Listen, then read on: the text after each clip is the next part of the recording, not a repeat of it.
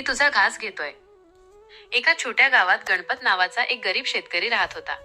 तो अक्कलकोटच्या स्वामींचा इतका मोठा भक्त होता की तो जे काही खायचा त्याचा पहिला घास तो बाजूला काढून ठेवायचा आणि म्हणायचा, स्वामी, आधी तुम्ही जेवा, मगच मी जेवणार.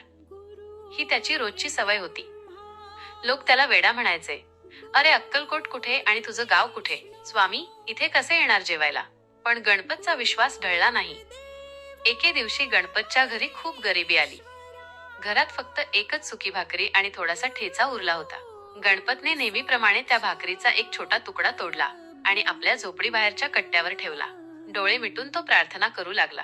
स्वामी, आज फक्त हेच आहे, पण तुम्ही आल्याशिवाय मी जेवणार नाही. बराच वेळ झाला पण कोणीच आले नाही. गणपतची भूक वाढली होती पण तो हट्टाला पेटला होता. तेवढ्यात एक काळाकुट्ट पिसाळलेला कुत्रा धावत आला आणि त्याने तो भाकरीचा तुकडा पटकन तोंडात धरला आणि पळून गेला. गणपतला खूप राग आला.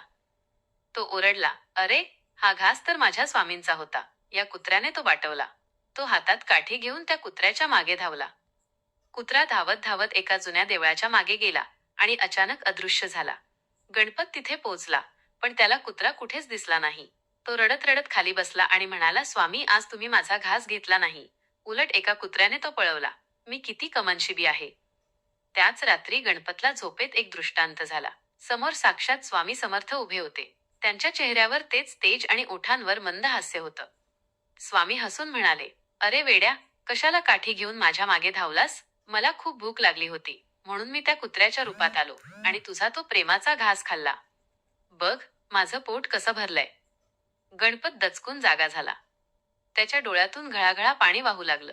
त्याला समजलं की स्वामी कोणत्या ना कोणत्या रूपात आपल्या सोबतच असतात. आपण फक्त डोळसपणे त्यांना पाहायला हवं. त्याने मनोमन स्वामींच्या चरणांना स्पर्श केला आणि हवेत शब्द घुमले, भिऊ नकोस, मी तुझ्या पाठीशी आहे. तुझ्या पाठीशी आहे. स्वामींची अजून एखादी हृदयस्पर्शी कथा किंवा त्यांच्याबद्दल माहिती हवी असल्यास नक्की सांगा.